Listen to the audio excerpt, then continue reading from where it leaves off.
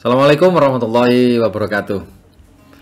Di bulan Ramadan adalah awal yang baik untuk memulai sesuatu, satu langkah untuk kebaikan. Di bisnis ini kita pun juga mengajak Anda untuk memulai satu langkah kebaikan, yaitu dimulai dari menetapkan kembali apa impian, cita-cita yang ingin Anda raih selama menjalani hidup ini. Karena hidup berkali-kali, mati satu kali. Nah, setelah Anda memulai langkah yang benar, maka Anda lanjutkan dengan langkah selanjutnya, yaitu menata sikap dan mental kita. Ditambah lagi dengan knowledge, literasi, pengetahuan, serta action yang mengikuti saran dari para mentor. Topik yang akan saya bahas hari ini adalah apa yang akan membuat closing rasio kita itu akan menjadi tinggi. Dalam gambar segitiga ini, Anda melihat bahwa presentasi, pertanyaan yang berkualitas, serta kalimat yang Anda gunakan itu akan sangat mempengaruhi kualitas closing Anda. Tetapi yang sering kali saya soroti adalah rasio closing akan mengalami penurunan manakala Anda menggunakan waktu terlalu lama berbicara dengan para calon nasabah Anda. Dan ini kita anggap tidak efisien. Melalui sesi training yang Anda pernah ikuti di perusahaan, sebelum kita melakukan closing, tahap pertama adalah prospecting, kemudian approaching, fact finding, dan create need. Dilanjutkan dengan presentation solution. Setelah itu handling objection, barulah akan muncul closing. Setelah closing, polish delivery dan referral need, serta ditutup dengan after sales service. Berulang lagi dengan prospecting. Nah, masalahnya waktu yang kita habiskan di dalam fact finding yang terlalu lama ini akan memboroskan waktu. Inilah yang akan menjadi problem. Pertanyaannya, pada saat Anda ketemu prospek, kan tidak bisa langsung presentasi kan? Anda perlu lakukan yang namanya ice breaking, kemudian fact finding, barulah setelah dinilai baik, Anda melakukan presentasi. Masalahnya adalah, apa sih tujuan Anda melakukan fact finding? Apa yang Anda mau gali di dalam fact finding? Ada yang bilang digali asetnya, ingin tahu pekerjaannya, ingin tahu hobinya, ingin tahu keluarganya, berapa pengeluarannya, berapa usianya, berapa jumlah hutangnya, cari tahu lifestyle-nya, bisnis plan-nya, dan kalau perlu pula mengetahui seluk-beluk tentang keluarganya. Cara seperti ini, menurut pakar di dalam industri keuangan, menghabiskan waktu. Karena esensi daripada fact finding, ujungnya bagi seorang agen adalah ingin tahu berapa budget yang akan dialokasikan untuk membuka polis asuransi. Bener kan? Masalahnya adalah saat kita ngobrol dengan nasabah, kemudian Anda ajukan pertanyaan yang tepat seputar tentang aset, berapa pengeluaran, berapa penghasilannya, apakah mereka akan menceritakan fakta yang sesungguhnya? Kon iki jari sapa? Umumnya, mereka seringkali mengatakan cerita-cerita yang tidak sesungguhnya hanya untuk memberikan impresi yang baik terhadap diri Anda, apalagi kalau Anda baru mengenalnya. Marilah kita konsisten terhadap pesan penting seorang financial educator atau sebagai seorang agen asuransi. Anda ingin tahu tentang aset nasabah? Apakah ada hubungannya orang yang memiliki aset dan yang tidak memiliki aset terhadap nasihat keuangan Anda? Nggak ada hubungannya. Mau dia punya aset, dia butuh asuransi, tak punya aset pun, dia juga tetap membutuhkan asuransi. Kenapa? Karena kita hidup terkait dengan keluarga yang ada di sekeliling kita. Asuransi adalah produk yang diciptakan oleh orang kaya agar mereka tetap kaya, dan setelah itu, kekayaan itu akan bisa diberikan kepada anak turunnya kelak. Saya tidak percaya ada orang yang kaya yang memiliki banyak aset mengatakan saya tidak butuh asuransi. Mengapa? Karena dia lupa. Selanjutnya, ingin tahu tentang hobi, lifestyle, pekerjaan, atau polis yang pernah mereka miliki sebelumnya. Apakah hal ini berhubungan atau berpengaruh terhadap nasihat keuangan Anda kepada prospek? Jika dia sudah punya polis sebelumnya, apa hubungannya? Dalam pengalaman saya bergaul dengan para MDRT, COT, atau Certified Financial Planner, para ahli-ahli perencana keuangan, belum pernah saya jumpai ada orang yang memiliki segalanya. Semuanya sudah dimiliki. Pasti akan ada sisi yang belum mereka miliki. Disinilah peranan kita. Anda ingin tahu tentang kesehatan atau impian seseorang, melakukan fact finding, bertanya bagaimana kondisi kesehatan sebelumnya, apakah ada hubungannya? Apakah orang yang tidak sehat membutuhkan asuransi?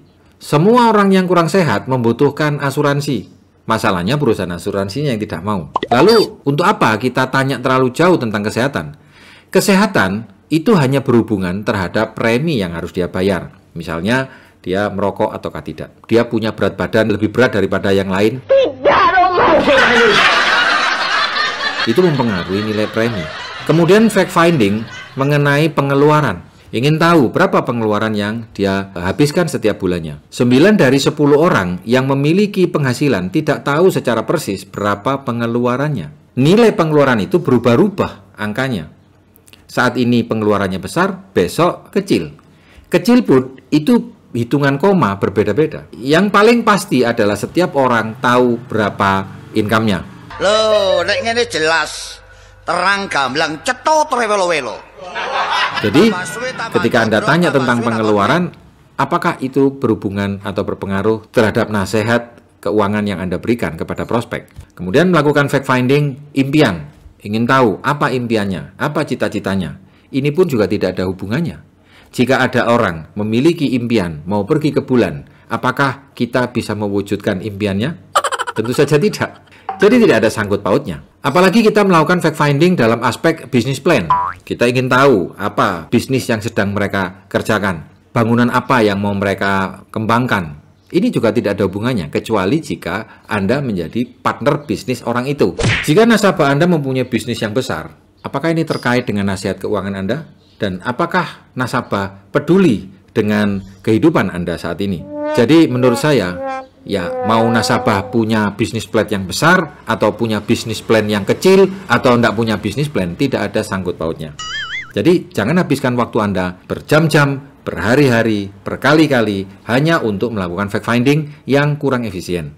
Kemudian melakukan fact finding, mencari tahu apakah nasabah itu sudah mempunyai asuransi sakit kritis ataukah tidak. Ini yang perlu kita luruskan. Apakah Anda menjual asuransi sakit kritis ataukah proteksi income? Berapa harga asuransi setiap jenis sakit kritis? Misalnya untuk sakit jantung, itu asuransinya berapa? Sakit kanker, itu berapa? Stroke berapa? Kan tidak ada. Kenapa? Karena Anda akan mendapatkan manfaat lump sum secara total dalam bentuk uang tunai. Anda memberikan solusi proteksi income karena nasabah mengalami sakit kritis. Nah sekarang, apa sesungguhnya nasihat keuangan yang kita perlu sampaikan kepada nasabah? Setiap orang yang memiliki penghasilan membutuhkan proteksi income. Itu kuncinya. Nah, bagi Anda yang belum pernah mengikuti sesi pendalaman tentang bagaimana menghitung uang pertanggungan yang tepat, maka sebagai patokan dasar, kita berikan saran, yaitu sebesar 10 kali income tahunan yang dimiliki oleh nasabah. Apakah dia punya aset? Punya hutang, tak punya aset, orangnya sehat, tidak sehat, lifestyle-nya model kayak apa, itu tidak ada hubungannya. Yang terpenting adalah memiliki 10 kali income tahunan yang diwujudkan dalam kontrak uang pertanggungan. Ada juga yang ingin melakukan fact finding tentang masalah usia dan keluarga. Apa coba hubungannya? Bagi Anda yang punya nasabah perempuan, hati-hati jika Anda menanyakan usianya. Karena wanita tidak suka ditanya dua hal, berapa berat badannya dan berapa usianya. Ojo kon reken, sabar ojo kon reken. Yang penting rezeki. Cara yang paling gampang adalah Anda tanya usia suaminya saat ini. Wanita akan menceritakan usia suaminya dan Anda tinggal kurangkan 5 tahun ke belakang atau 5 tahun ke depan. Kira-kira seperti itu. Anda bisa tanyakan usia anak yang pertama kali, tambahkan dengan 5 tahun. Jadi kalau anaknya sekarang usianya 5 tahun, ya kira-kira dia usianya 25 tahun, kurang lebih. Tapi itu tidak pasti, tapi itu bisa membuat angka kira-kira. Hal yang perlu Anda gali adalah apakah dia sudah memiliki keluarga ataukah tidak. Kenapa? Karena orang yang tidak memiliki keluarga, tidak ada orang yang akan peduli dengan dia. Di dalam melakukan sesi fact finding, Anda tidak perlu mengetahui semua hal sebelum Anda melakukan presentasi. Ada juga yang ingin menggali hot button. Hot buttonnya ingin diketahui. Rekan-rekan semua, setiap orang memiliki hot button yang sama. Anda dan saya sama. Apa hot button setiap orang? Bahwa setiap orang berharap mempunyai income yang lebih besar. Yang kedua, mereka berharap keluarganya tidak khawatir dengan penghasilannya. Dan yang ketiga, mereka berharap di usia 65 tahun ke atas tetap mempunyai income. Benar kan? Itu hot button Anda dan saya. Karena itulah pesan utama yang perlu kita sampaikan adalah memastikan kepada nasabah tetap memiliki penghasilan. Itu pesan penting yang perlu Anda sampaikan sebelum Anda melakukan presentasi. Nah, namanya penghasilan ada dua macam. Jenis penghasilan yang perlu dijaga dan yang tetap selalu ada, yaitu penghasilan variabel dan penghasilan yang bergaransi. Apa itu variable income? Yaitu penghasilan yang ditujukan untuk memastikan nasabah mampu mengembangkan income-nya melalui instrumen keuangan atau bisnis dalam waktu yang lebih cepat. Sedangkan garansi income adalah kita berupaya memberikan pemahaman kepada nasabah agar memastikan income-nya tetap mengalir meskipun beliau sudah tidak ada. Jika ada keluarga memutuskan untuk tidak mengalirkan pendapatan kepada anak-anaknya, maka hidup nasabah itu tidak akan mengalami perubahan, apalagi anak cucunya kelak. Inilah yang kita pahami sebagai sandwich generation.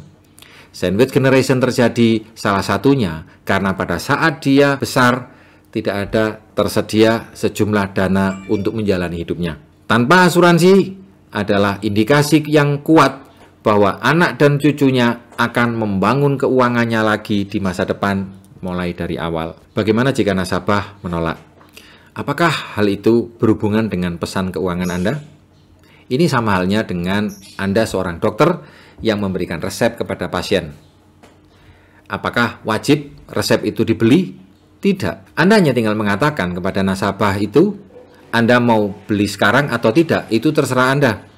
Jika saya menjadi seorang dokter dan pasien itu menolak untuk membeli resep atau menebus resepnya, saya hanya mengatakan, Anda tidak menebus resep, tidak masalah. Pilihannya, Anda beli sekarang atau Anda di-charge double 5 tahun lagi.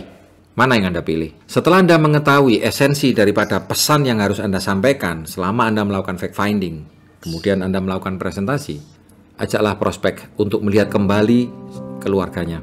Bapak, saya dan Anda akan tutup usia kelak nanti.